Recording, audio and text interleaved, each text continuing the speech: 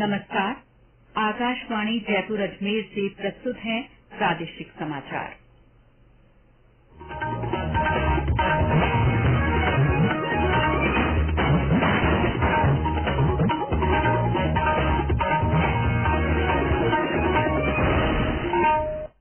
मुख्य समाचार। प्रधानमंत्री नरेंद्र मोदी ने देशवासियों से भारत को वर्ष 2047 तक विकसित देश बनाने में योगदान की अपील की। प्रधानमंत्री कल सुबह 11 बजे आकाशवाणी के मन की बात कार्यक्रम में अपने विचार साझा करेंगे। राज्य सरकार ने राज्य कर्मचारियों और पेंशनर्स के महंगाई भत्ते और महंगाई राहत में 4% बढ़ोतरी की। थल सेनाध्यक्ष जनरल मनोज पांडे ने सूरतगढ़ में 4 रेजिमेंट्स को राष्ट्रपति निशान प्रदान किए और प्रदेश की पहली वंदे भारत ट्रेन अजमेर पहुंची। अप्रैल में अजमेर से दिल्ली के बीच संचालन शुरू होने के आसार।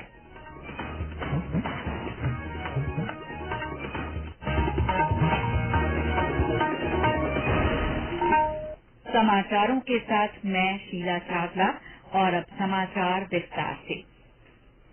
प्रधानमंत्री नरेंद्र मोदी ने प्रत्येक देशवासी से भारत को वर्ष 2047 तक विकसित देश बनाने में योगदान करने की अपील की है। उन्होंने कहा कि भारत 25 वर्षों में विकसित देश बन सकता है या नहीं, इसका उत्तर संकल्प से सिद्ध और सबके प्रयास माध्यम से दिया जा सकता है। श्री मोदी आज कर्नाटक के चिकबल्लापुर जिले में श्री मधुसूदन साई आयुर्विज्ञान और अनुसंधान संस्थान का उद्घाटन कर रहे थे। प्रधानमंत्री ने कहा कि देश में चिकित्सा महाविद्यालयों की संख्या 380 से बढ़कर 650 हो गई है और इनमें से 40 महाविद्यालय देश के सबसे पिछड़े यानी आकांक्षी जिलों में हैं। उन्होंने कहा कि चिकित्सा महाविद्यालयों में सीटें दोगुनी हुई हैं और नर्सिंग कॉलेजों की संख्या भी बढ़ी है। श्री मोदी ने कहा कि जन औषधि केंद्रों पर मामूली दरों पर दवाएं मिल रही हैं। प्रधानमंत्री ने कहा कि शौचालय, नल का जल, गैस कनेक्शन से महिलाओं का जीवन स्तर भी बेहतर हुआ है। हम स्वास्थ्य से जुड़ी नीतियों में माताओं बहनों को सर्वोच्च प्राथमिकता दे रहे हैं। इसलिए चाहे शौचालय बनाने की योजना हो, मुफ्त गैस कनेक्शन की योजना हो, नल से जल पहुंचाने की योजना हो, मुफ्त सैनिटरी पैड देने की योजना हो या पौष्टिक खाने के लिए सीधे बैंक में पैसे भेजना हो, ये सब माताओं बहनों के स्वास्थ्य को ध्यान में रखते हुए किया जा रहा है। इससे पहले प्रधानमंत्री ने मुद्देनहल्ली में भारत रत्न सर एम विश्वेश्वरैया के जन्मस्थल का दौरा किया और उनकी समाधि पर पुष्पांजलि अर्पित की।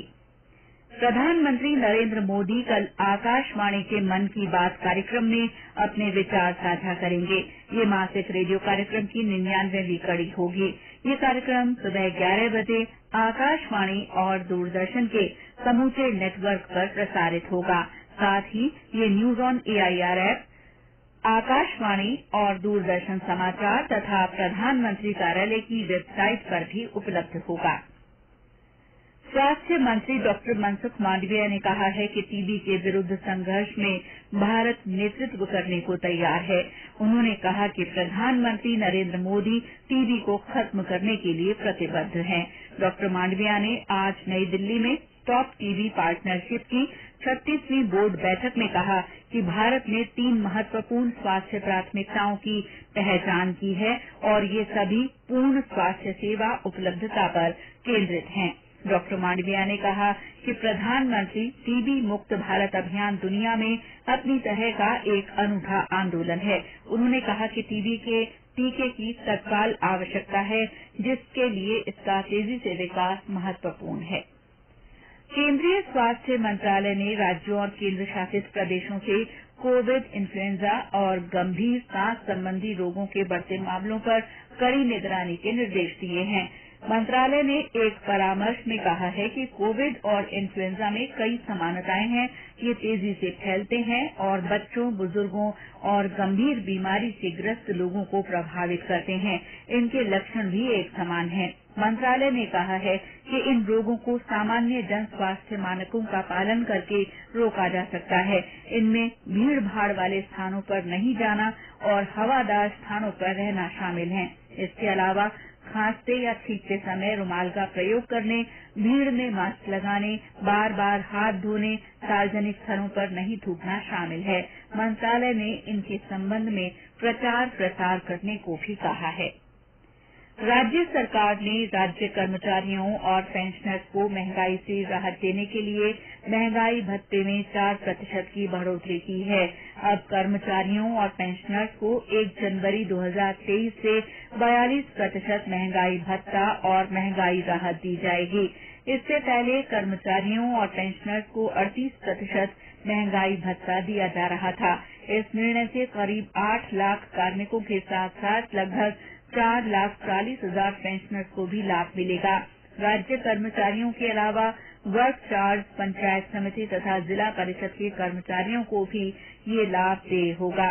राज्य सरकार पर इस बढ़ोतरी से सालाना करीब 1,640 करोड़ रुपए का वित्तीय भार पड़ेगा।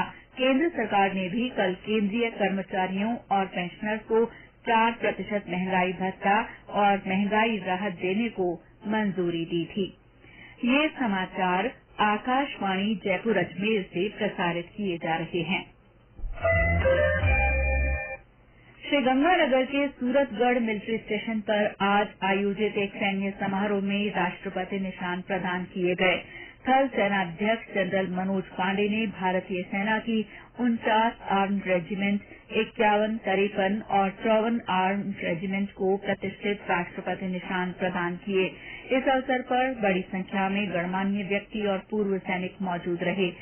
चारों आर्म्ड रेजिमेंट की ओर से इस समारोह में टैंकों के साथ भव्य परेड भी निकाली गई। थल सेनाध्यक्ष ने परेड का निरीक्षण किया।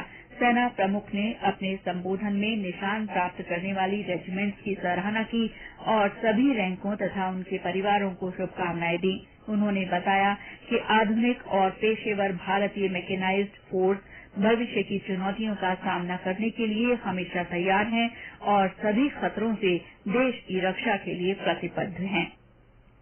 प्रदेश की पहली वंदे भारत ट्रेन आज अजमेर पहुंची। अजमेर से दिल्ली के बीच चलने वाली इस वंदे भारत ट्रेन को रख रखाव के लिए मदार उप स्टेशन पर खड़ा किया गया है। इसका संचालन अप्रैल के पहले सप्ताह से शुरू होने की संभावना है। और ब्यौरा हमारे संवाददाता से।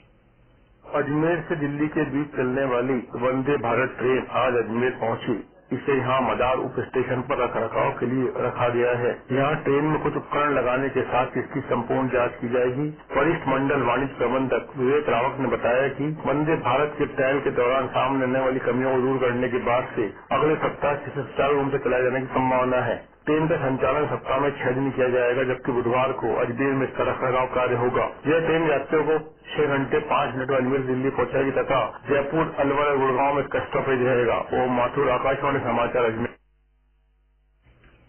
जयपुर के मौसम विज्ञान केंद्र में आज मीडिया कार्यशाला आयोजित की गई। पृथ्वी विज्ञान मंत्रालय के तहत भारत मौसम विज्ञान विभाग की ओर से आयोजित इस कार्यशाला में राजस्थान में मौसम पूर्वानुमान और चेतावनी प्रणाली पर चर्चा की गई। कार्यशाला को संबोधित करते हुए आपदा प्रबंधन और राहत मंत्री गोविंद राम मेघवाल ने कहा कि मौसम की सूचना मीडिया के जरिए बार बार प्रसारित किया जाना जरूरी है। श्री मेघवाल ने मौसम के पूर्वानुमान से संबंधित आकाशवाणी से प्रसारित समाचारों को आमजन, खास तौर पर किसानों के लिए विशेष महत्व वाला बताया। उन्होंने बार बार मीडिया से मौसम के पूर्वानुमानों को आम जन तक पहुंचाने का आह्वान किया। किसान के लिए रेडियो, आकाशवाणी और मीडिया बहुत ही महत्वपूर्ण है मौसम की सूचना के लिए। इसलिए मैं मेरे मीडिया के साथियों से चाहूंगा कि आप इस महत्वपूर्ण सूचना को बार बार रिपीट करके बताएं, तो उन किसानों का हजारों टन फसल जो भी आमदनी होती है वो बढ़ सकती है।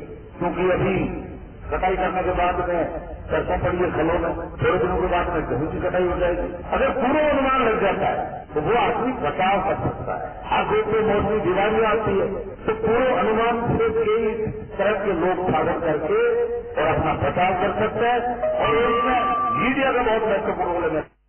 कार्यशाला को संबोधित करते हुए पत्र सूचना कार्यालय जयपुर की अपर महानिदेशक ऋतु शुक्ला ने कहा कि जनता के लिए मौसम से जुड़ी सटीक जानकारियां पहुंचाने में मीडिया की अहम भूमिका है। कार्यशाला के तकनीकी सत्र के दौरान मौसम विज्ञान विभाग के उप महानिदेशक चरण सिंह और मौसम केंद्र जयपुर के निदेशक राधेश्याम शर्मा ने मीडिया कर्मियों को मौसम केंद्र के कामकाज की विस्तार से जानकारी दी।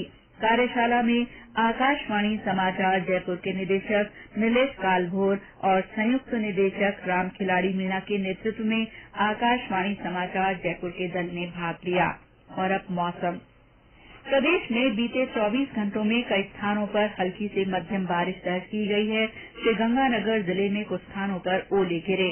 अलवर के राजगढ़ में 35 मिलीमीटर बारिश और झुंझुनू के बुहाना में 34 मिलीमीटर बरसात दर्ज की गई। राजधानी जयपुर में सुबह से बादलों की लुकाछिपी चलती रही। अलवर जिले के राजगढ़ सहला क्षेत्र में ओलावृष्टि से फसलों को हुए नुकसान का आज जिला कलेक्टर ने जायजा लिया। उन्होंने अधिकारियों को तुरंत गिरदावरी करवाने के निर्देश दिए। इस बीच मौसम विभाग ने आज जयपुर, अजमेर, भरतपुर संभाग में कहीं कहीं पर हल्की बारिश होने की संभावना जताई है। मौसम केंद्र जयपुर के निदेशक राधेश्याम शर्मा ने बताया कि अगले 3-4 दिनों में अधिकतम तापमान में बदलाव के आसार नहीं हैं। राजस्थान के सभी भागों से पश्चिमी विक्षोभ का प्रभाव समाप्त हो चुका है। अगले 4-5 दिन राजस्थान में मौसम मुख्यतः शुष्क रहने की संभावना है। आसमान भी खुलने की संभावना है।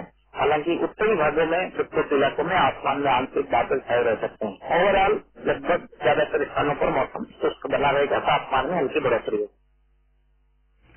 आयुष मंत्रालय के क्षेत्रीय आयुर्वेद अनुसंधान संस्थान की ओर से आज जयपुर में nutrition for health benefits of millets विषय पर कार्यशाला शुरू हुई।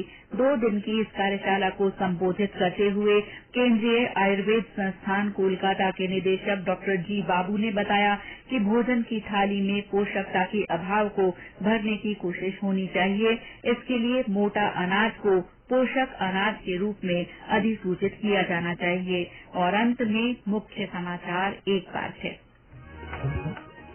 प्रधानमंत्री नरेंद्र मोदी ने देशवासियों से भारत को वर्ष 2047 तक विकसित देश बनाने में योगदान की अपील की है। प्रधानमंत्री कल सुबह 11 बजे आकाशवाणी के मन की बात कार्यक्रम में अपने विचार साझा करेंगे। राज्य सरकार ने राज्य कर्मचारियों और पेंशनर्स के महंगाई भत्ते और महंगाई राहत में 4% की बढ़ोतरी की है। थल सेनाध्यक्ष जनरल मनोज पांडे ने सूरतगढ़ में 4 रेजिमेंट्स को राष्ट्रपति निशान प्रदान किए। और प्रदेश की पहली वंदे भारत ट्रेन अजमेर पहुंची। अप्रैल में अजमेर से दिल्ली के बीच संचालन शुरू होने के आसार हैं। इसके साथ ही प्रादेशिक समाचार बुलेटिन समाप्त हुआ। नमस्कार।